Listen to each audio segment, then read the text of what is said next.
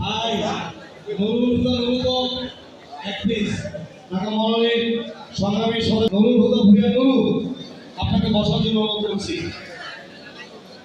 তুহিন ভাই বলছি, এ পর্যায়ে আমাদের মাঝে উপস্থিত হয়েছে আজকের এই অনুষ্ঠানের সংগ্রামী এই অঞ্চলের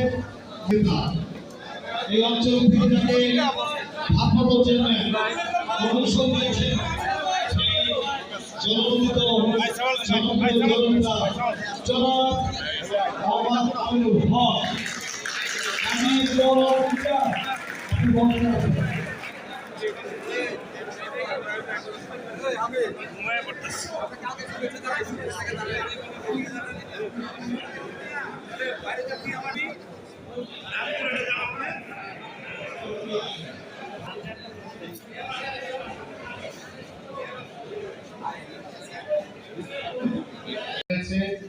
আমাদের মিরাজ রয়েছে, আমাদের এখানে শামীম পারভেজ থেকে শুরু করে হাফিজুল জিয়া রয়েছে, আমাদের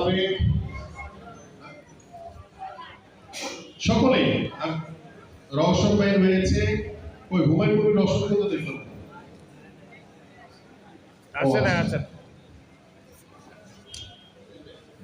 আচ্ছা, মিছিলটি 2টার সময় হবে। এই 4 থানা সকলেই স্বতঃস্ফূর্তভাবে উপস্থিত হয়ে আমাদের যে প্রার্থী ধানের শীষের মনোনীত প্রার্থী সাজিদা ইসলাম তুলিকে ধানের শীষ মার্কায় বিজয়ী করার জন্য আপনাদের যে প্রথম কার্যক্রম সেটি যাতে সুন্দরভাবে সফলভাবে করতে পারেন সেই প্রত্যাশা আমি করছি এবং সকল উপস্থিতিতে এটি আপনারা নিশ্চিত করবেন। প্রিয় উপস্থিতি, আমি আমার বক্তব্য দীর্ঘায়িত করব না।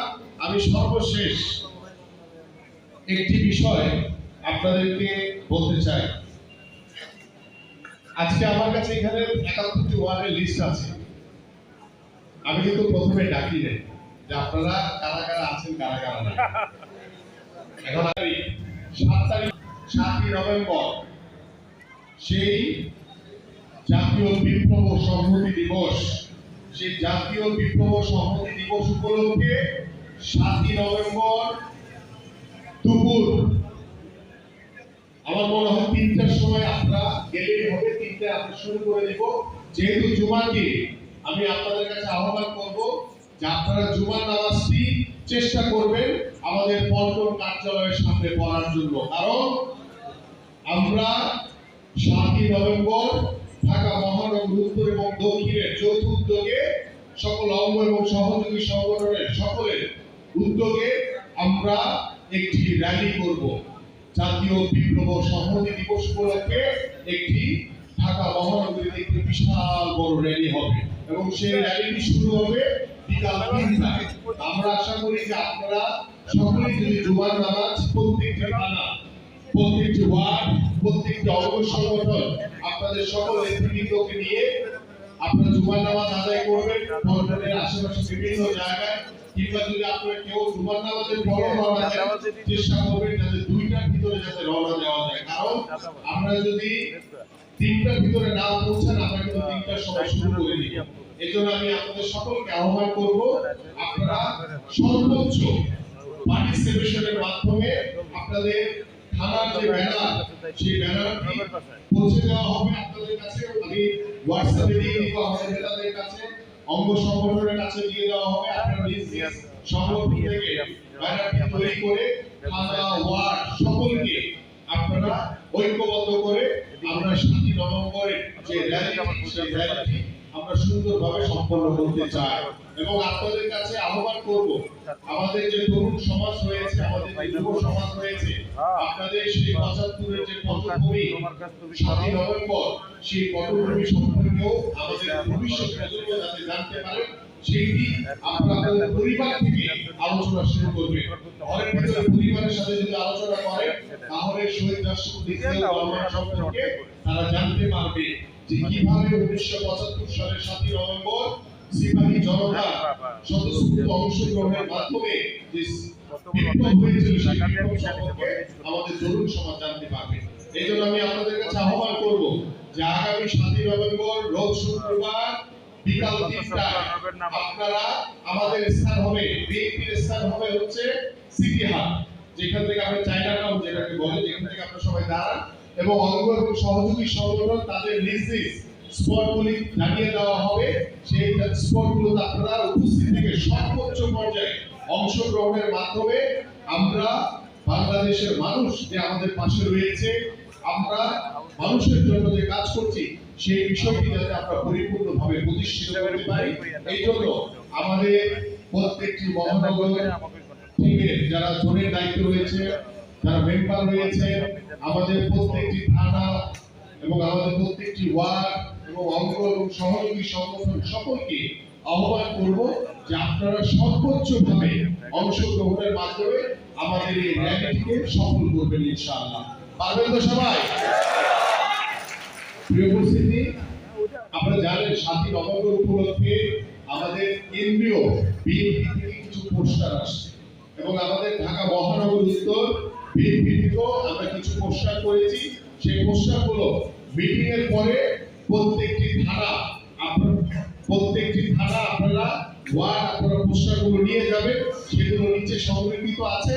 আপনারা যার যার থানা যার যার ওয়ার্ড থেকে পোস্টারগুলো নিয়ে আজকে ভিতর করার জন্য, ধানের শীষ মার্কায় জয়যুক্ত করার জন্য, বিএনপিকে জয়যুক্ত করার জন্য, জিয়া পরিবারকে জয়যুক্ত করার জন্য আপনারা সকলেই অক্লান্ত পরিশ্রমের মাধ্যমে আপনাদের যে অধিকার, বাংলাদেশ জাতীয়তাবাদী দলের যে লক্ষ্য, বাংলাদেশের প্রত্যেকটি সাধারণ মানুষকে সাথে নিয়ে প্রত্যেকটি সাধারণ মানুষের কল্যাণের জন্য, উন্নয়নের জন্য, বাংলাদেশের মানুষের অধিকার এবং দাবি আদায়ের জন্য আপনারা সকলে ঐক্যবদ্ধভাবে কাজ করে যাবে, এটা আমি আপনাদের সকলের কাছে আহ্বান করছি। প্রিয় উপস্থিতি, আজকে হঠাৎ করে আপনাদেরকে ডাকা হয়েছে। আপনারা জানেন যে আগামী 7ই নভেম্বর জাতীয় বিপ্লব সংহতি দিবস। আজকে যে বাংলাদেশ জাতীয়তাবাদী দলের যে শক্তি, বাংলাদেশ জাতীয়তাবাদী দলের প্রতি যে বাংলাদেশের মানুষের যে ভালোবাসা, বাংলাদেশ জাতীয়তাবাদী দলের প্রতি বাংলাদেশের মানুষের যে প্রত্যাশা, সেই প্রত্যাশা শুরু হয়েছিল 1975 সালে 7ই নভেম্বর। সেই 7ই নভেম্বর বাংলাদেশের সাধারণ মানুষ, জনগণ শহীদ রাষ্ট্রপতি জিয়াউর রহমানকে রাষ্ট্র পরিচালনার দায়িত্বভার দিয়ে বাংলাদেশের মানুষের জন্য আমাদের মহান নেতা শহীদ রাষ্ট্রপতি জিয়াউর রহমান বহুদলীয় গণতন্ত্রের প্রবর্তনের মাধ্যমে বাংলাদেশকে একটি সমৃদ্ধশালী রাষ্ট্রে পরিণত করার জন্য তিনি বাংলাদেশের মানুষের পথে প্রান্তরে গ্রামে গঞ্জে ঘুরে বেরিয়ে বাংলাদেশকে একটি সমৃদ্ধশালী একটি আধুনিক বাংলাদেশ হিসেবে গড়ে তুলেছিলেন।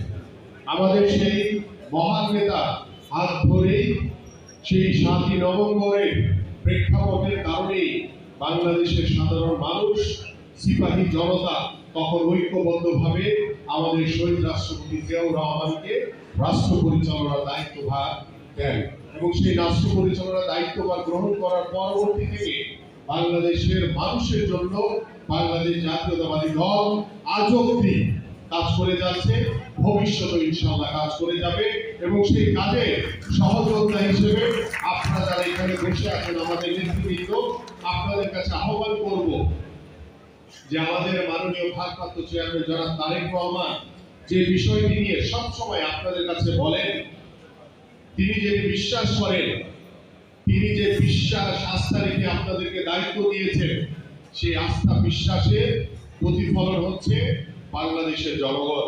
সেই জনগণের কাছে আপনাদেরকে যেতে হবে, তাদের সাথে কথা বলতে হবে, তাদের সাথে পরামর্শ করতে হবে, তাদের সমস্যাগুলো শুনে সমস্যাগুলো সমাধান করা যাবে এবং তাদের সাথে চমৎকার একটি আচরণ, আন্তরিকতা, ভ্রাতৃত্ববোধের মাধ্যমে আমরা আপনাদের বুঝান।